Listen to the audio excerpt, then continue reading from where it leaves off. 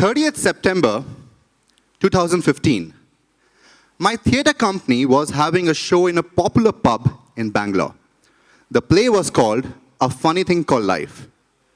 It was about a bunch of short stories that showed the quirky side of life. So one of the stories was about two statues in a park. So these statues would break out into a conversation when no one's watching. I played one of the statues, an Urdu poet. So that meant that I get to kick off my lines with some thought-provoking shairi. लबों पे बूंद पानी के ना हो, पर खुदा का बहाना चाहिए.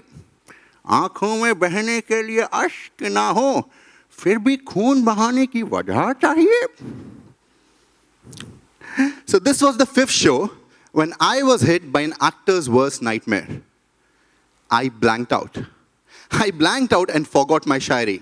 And I did what every experienced theater actor would do. I made up my lines. लबों पे जो भी हो मेरे यार, मत करना प्यार में टकरार. Well, yeah, that made absolutely no sense, but the audience still bestowed me with wah, wah, wah, wah. Untold rule in theater. If the audience doesn't find out you goofed up, all's well. The rest of the show went smoothly, and this just became another inside joke. However, it happened again and again for the next 3 to 4 shows, all at different venues. You know, my made-up lines kept getting worse, and life did not seem that funny any longer. So over time, I realized that during the first few seconds of that play, I would get very conscious of not staying still as a statue. So literally, as a statue, I had to stand like this, and only my head talks, right? So I would get very conscious, and this heightened awareness would lead me to think that my hands are shaking, or notice the twitch in my knee. And that would lead to momentary blankness and distraction. I also discovered that this happens to me at other life occasions as well. And now that I knew it, I could figure out ways to fix it. Hence, the play is still running. 2015. 2018, okay? So in another play, while playing a soldier, I discovered my discomfort for violence of any kind. And in another one, while playing a woman, my risk-taking appetite. So Auguste Boal, the founder of Theatre of the Oppressed, said, "We must all do theatre to find out who we are and to discover who we could become." The quest of finding who we are is something that we all embark on, whether we like it or not. Wouldn't it be amazing if we just were born and we knew that exactly who we are?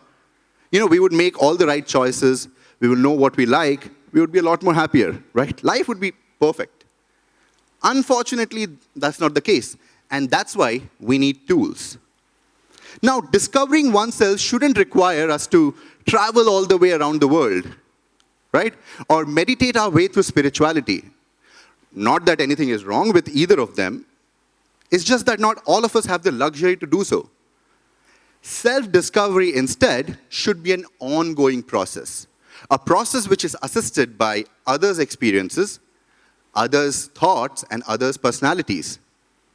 So how did I really discover things about myself while playing a statue, a soldier, and a maid? Well, when we start looking the world from another pair of eyes, we are more open to possibilities. We are more open to seeing our flaws. Don't we all love to say, you know, I don't do that, or that doesn't sound like me. But what if it's not you in the first place? Suddenly, everything seems possible, right? And that's the magic of theater. Theater is not just about, you know, grand sets and vivid costumes and long scripts enacted in front of large audiences. It's also about the opportunity to being someone else. The opportunity of being someone else and feel what they are going through, right? So with that, what we can do is we can take some basic principles of acting, and character building, and then go ahead and try them in our own real life. Are we ready? Can we do that? So we will take these basic principles and try them on our real life. We will try to see the world from another person's eyes, from a different perspective. And believe me, this is not limited to just stage. We can try it anywhere at any point of time. There's something that I like to call playtime. And by the way, it isn't something that alien to us. This is something that we all do all the time subconsciously. Don't we think, why did mom get angry at me?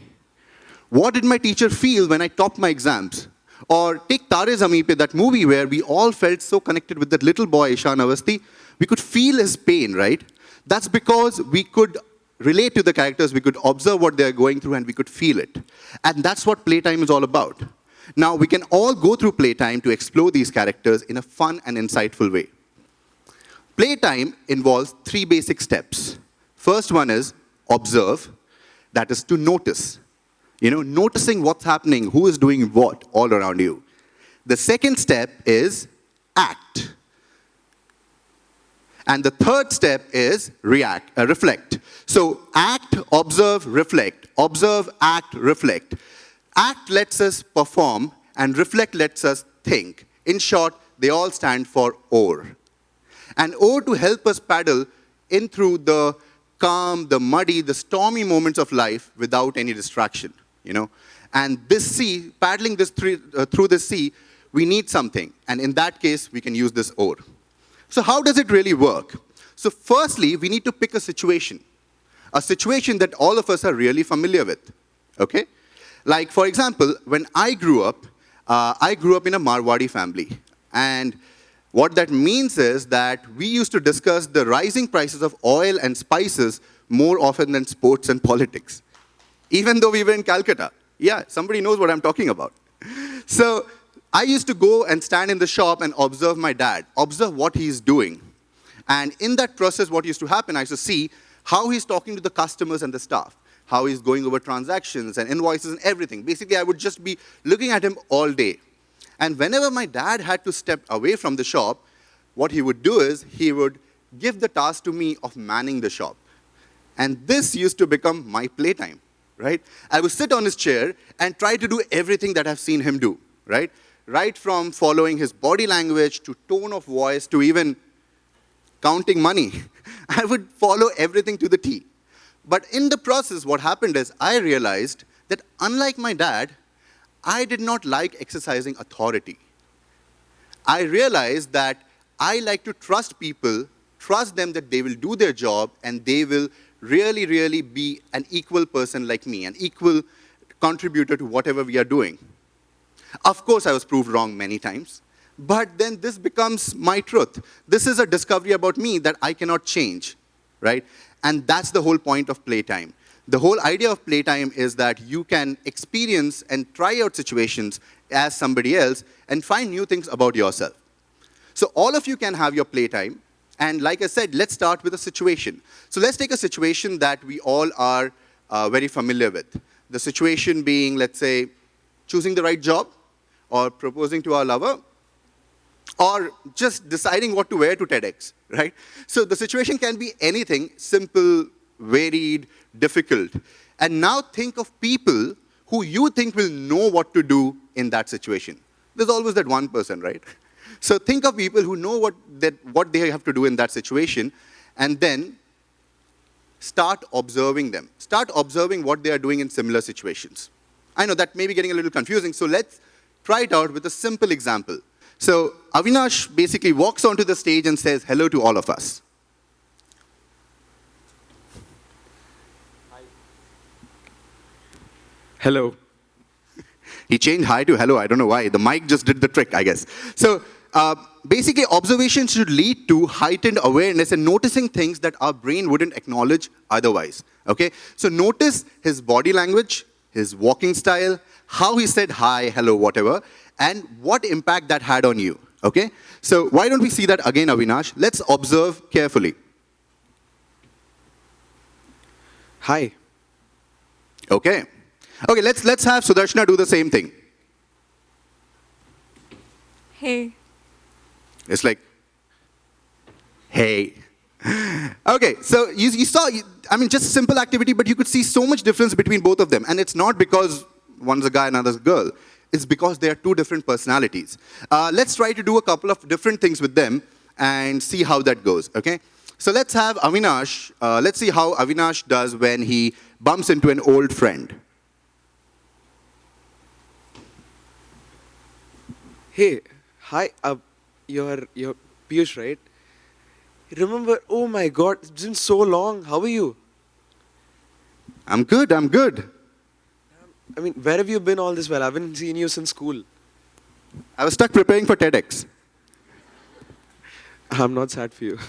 Okay, he's not sad for me. Thank you, that was quite good, okay. We'll have Sudarshana try the same thing, okay? I don't have to be the friend, by the way, but you can try it out. Okay, so you also walking and you bump into an old friend. Notice the body language, tone, how they're doing. It's not about what they're saying, it's about how they go about it. You are... Oh yeah, remember we studied together. Oh my God, it's been so long. How are you? Lovely. I am lovely. Okay. Did we notice differences? Did we notice differences in how they went about these two things? Okay. We'll do it one more time. Don't notice what they're saying. Notice on only their body language. Notice on their tone, right? The tone of how they're saying, not what they're saying. So in this third activity, let's have, we'll start with Sudarshana this time. So Sudarshana, you get a call from an unknown stranger.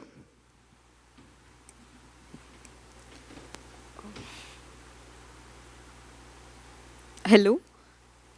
May I know who's this? And the stranger says, guess who? Okay, let's try one more with Avinash this time. The same situation. Yes. Hello? May I know who's this? Sorry, wrong number. These strangers were not annoying at all, but never the mind, we got to see different characteristics, right? We got to see how they went about it. They all did the same things. They all picked the phone. They all said that, they don't know the person. But it's about how you go about it, how you pick that phone, what you felt, what the tone was, what the body language was, right? So all of us have our observations from observing both of them. In fact, they also have their observations from observing each other, I'm guessing. So now that we have our observations, it's time for second step, act, right? So we'll think of our situations and act out whatever we observed and apply it to ourselves, right? The whole idea is to feel what the other person felt and do something that's not us, So let's give them situations and see what that happens out of it, right?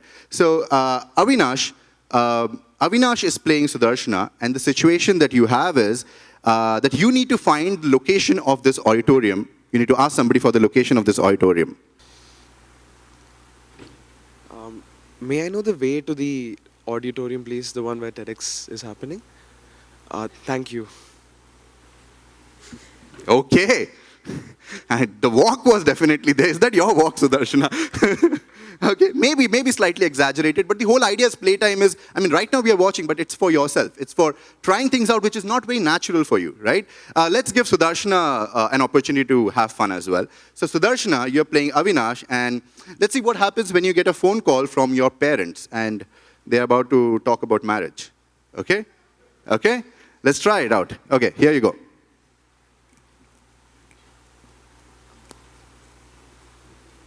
Hello, Amma. Marriage? Amma, I don't know. I'll talk to you later, please. Bye. Something she picked up from another call, right? Very nice, very nice. Did you notice the body language? While Avinash did the walk, Sudarshana was not at all doing that walk. It was a very different kind of walk suddenly, right? And that's what happens when you're trying things out during ACT. It's all about yourself. Right now we did it in a group, but it can be something that you're doing it for yourself. Imagine acting the phase as a rehearsal phase, as a phase that you are just trying things out and the only audience that's there, it's you. So one round of applause for both of them. Thank you so much. And you can go. And now that leads to the third step, which is reflect. And that's where the actual magic happens, So one word of caution is it's very important to make sure that we know the difference between pretending to be someone and playing someone, right? Pretense just leads to mimicry, just leads to us trying to be funny about them, right? Or trying to mimic their voice on something. But playing someone really means that we are stepping into their shoes. We are trying things how they would go about it.